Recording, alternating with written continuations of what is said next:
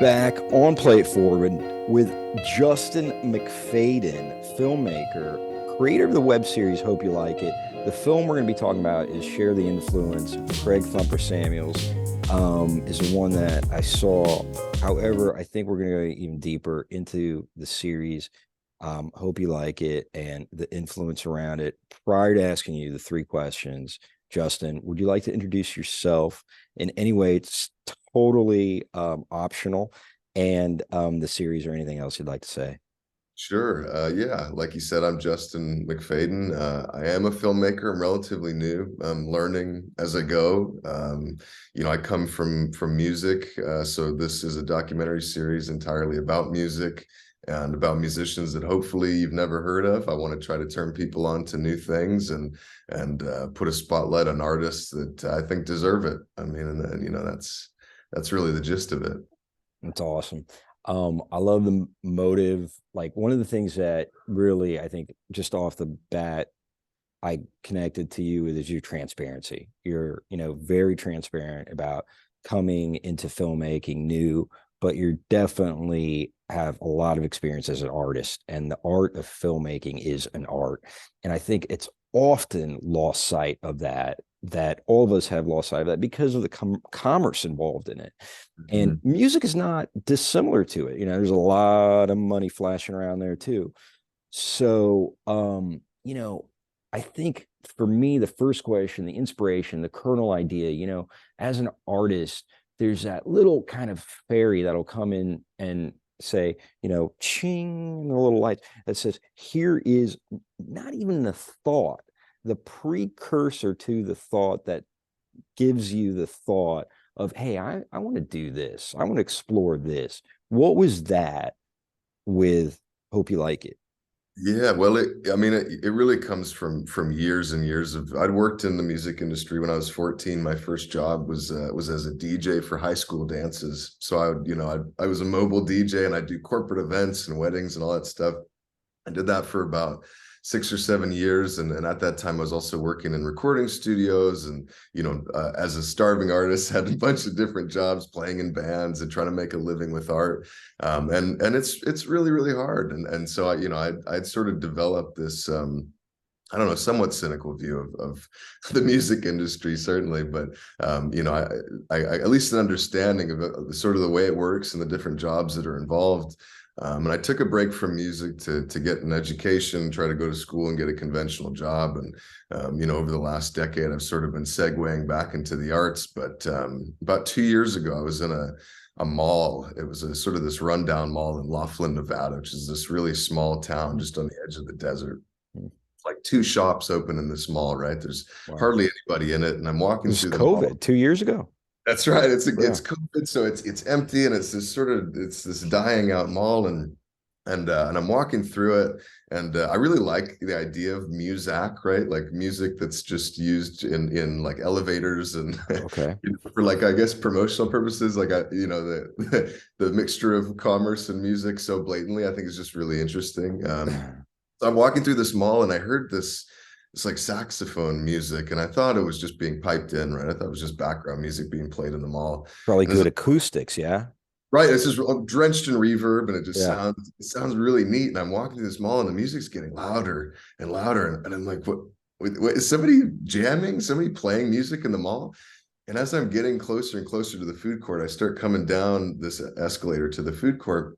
And there's this older gentleman playing the saxophone with speakers, and he's got a microphone, and he's singing and jamming. And there's like three people in the food court listening to him, but otherwise it's this empty mall, right? And he's bringing art. He's this beautiful sun ray of art in this otherwise pretty desolate, artless place.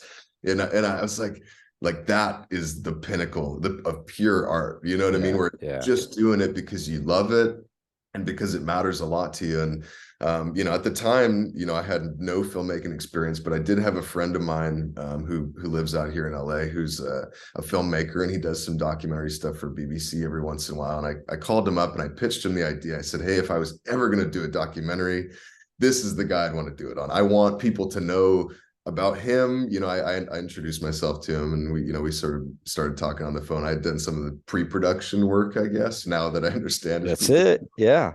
I called him up and I was like, "Hey, would you be interested if I came out with a friend and some cameras and we interviewed you about your life?" And he did. He had this whole life, in LA, and had met all these jazz greats as a kid. And like, of course, Crazy. Yeah, every musician, I think every artist has some story. You know what I mean? And that's sort of what I realized. Anyway, we went out there and shot what would become the first episode. And again, I wasn't thinking a series at the time. We shot this first episode, and I loved it. I guess I got bit by the bug, so to speak, and it was just incredibly rewarding, and we had a great time. And after that, during, I guess, the post-production, as we're editing and getting color and getting the sound and music, all that correct on that one, I thought, well, there's really no shortage of musicians, especially in LA, who have great stories and lives that they've lived and that I think deserve a spotlight. And so I said, well, I've got a little bit of disposable time and a little bit of disposable income, and so let me devote that to this project. And so I started again just sort of following that template that I'd learned. Started reaching out to artists that I sort of found on Facebook or would find playing in clubs around town. So that's sort of the first, I guess, 5 episodes. There's 4 that are out now. But yeah, I've been self-taught. I mean, you can sort of figure out most things nowadays with YouTube. For sure. I'm not film school educated. There's a lot of gaps in my knowledge, but don't worry about it. Right. If you've got enough heart, and I think you actually learn storytelling doing music, right? Where you emphasize the feeling, right? What is a song trying to make me feel, and does it do that? And how can I use instrumentation to do that? I mean, I think editing and film is really quite similar, right? I'm constantly thinking, what am I trying to make somebody feel with this? And then, and does it accomplish that? So it's been incredibly rewarding. So that's sort of the kernel, I guess, that has blown up into a bag of popcorn, I guess. So yeah, that's a great analogy. I love that. I definitely came from the same way. I kind of got into filmmaking unschooled, and then learned, and I felt very kind of insecure about the things that I didn't know, because you don't know a lot of what you don't know. That's right. And then when you figure out what you don't know, and like you said, the story is the main thing. Ask what you don't know, and you'll find out, through trial and error. So, the thing that resonates to me so much about that, inspires me, and I love about that story and that inspiration, is particularly going into a space where you see an older cat, right? He's on the other end of his life, where he's, facing death, and that's going to be the next mile marker. It's not beyond college, beyond marriage, beyond all those others. They have a life behind them, a whole life. Yeah. Whole life. And here they are at the food court, which is also a dying breed in a mall setting, right?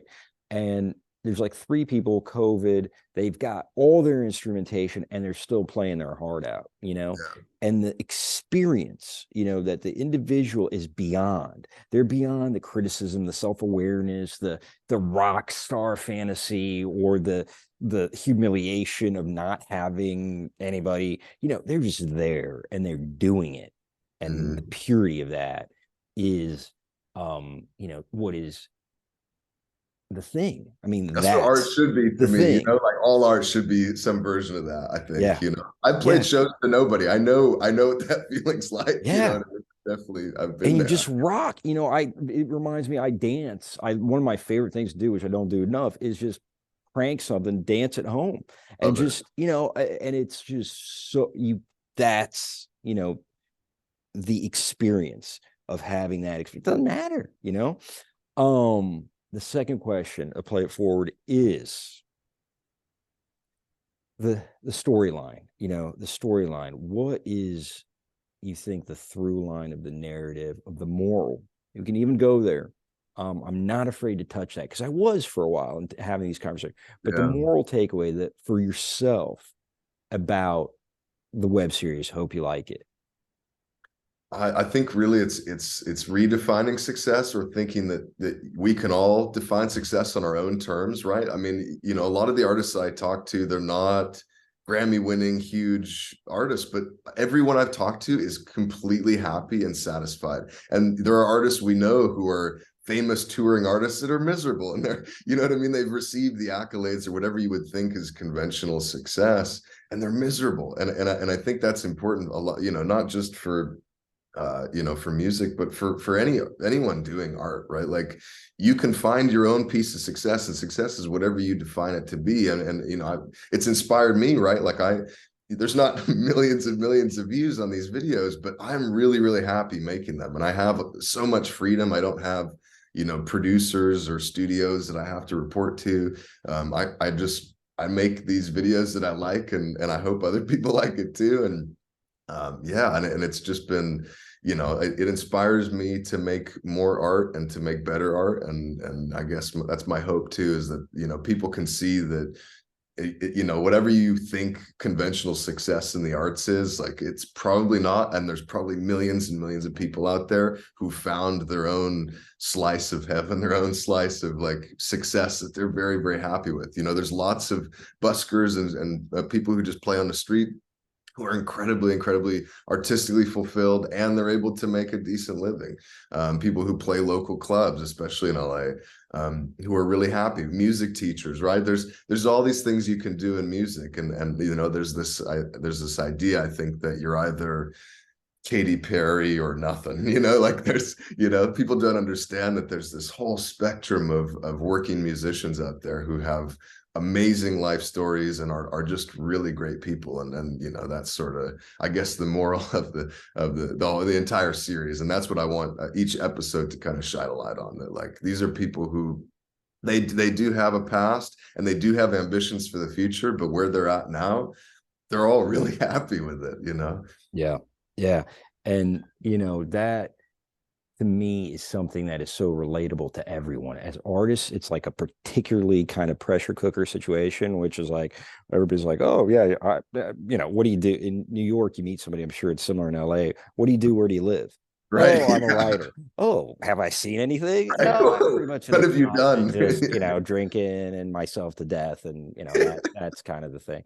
So that people expect. Yeah. And that's what, like, and even artists expect that. Right. And that's the maturity of, you know, the cycle of life and Yeah. humanity. And artists are not. It's like, how do I define myself? By social expectations Yeah. or by my inner direction, intuition, Yep. and what's right, you know? And that's tough, man. As you can see, you know, you got that political poster back there, man. That's a wavy gravy line, right? Yeah. You know, and Yeah. Ebbs and flows. That's it right. ebbs and Comes and flows, you valleys. Yeah. know. Last question to play it forward is, how have you been changed as a person since starting the series? Oh, um, I mean, I've always been like a pretty sensitive person. I think you have to be to get into art. But I've become even more sensitive. Like, you know what I mean? Like a baby's smile makes me cry now. I mean, maybe not quite to the level, but it's, you know, like I every feel time you. I see an artist now, like, my compassion for artists and people in the arts has just Wow. gone up exponentially. I mean, you know, and realizing that every single one of them has a story, whether they're younger or they're older, or they do clay pottery stuff, or they, you know, whatever they do in art, like, they all have a story, and they're all trying Yeah. really hard, and they all have this sort of sincerity and like heart on your sleeve type of thing, you know, that exists and is sort of, I think, sort of really prevalent in the arts, that you don't, you know, necessarily see in lawyers or engineers or something, right? There's a certain sincerity that I think it's required to do art, and it's made me more sincere and hard on my sleeve. You know what I mean? Like, that stuff Yeah. rubs off. I'll tell you, you meet enough of those kinds of people, and then you kind of become that way. You kind of just want to, you make art and you hope people like it, you know? Yeah. Wow, Justin. I mean, that's such a lesson that goes beyond, you know, I mean, that's wealth.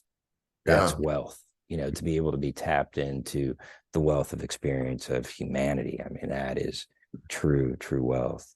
Yeah, yeah, it makes me happy. It's Yeah. all I do with the rest of my days until, I mean, I could get sick of it, certainly, but it's how I want to spend the rest of my time and money on this planet. So Man, what a beautiful thing, man. I'm so happy for you. And, you know, your passion for enthusiasm and what you're getting out of it, you know, has been transmitted to me. And you know, that's awesome, man. It's Thank you. going. It's going. There's, you know, a ripple effect. Thank you, man. I appreciate that. Yeah, just in you. If nobody sees it, you, I Amen. mean, the light is like, psh, you It's know? made me really happy. Exactly. Yeah. If nobody else but me likes it, Yeah. yeah. And the artists too. The artists all like it. So far, Yeah. nobody's seen it and said, "You know what? Can you just never show this to Right. anyone?" Yeah.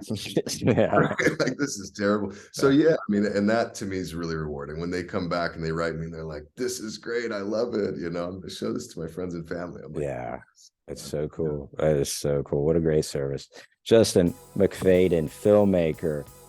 What a pleasure to me to have you on the show. Play it forward, keeping it real with Justin MacFayden. Thank you so much, guys. Beautiful. Bye. Appreciate it. Thank you, Justin.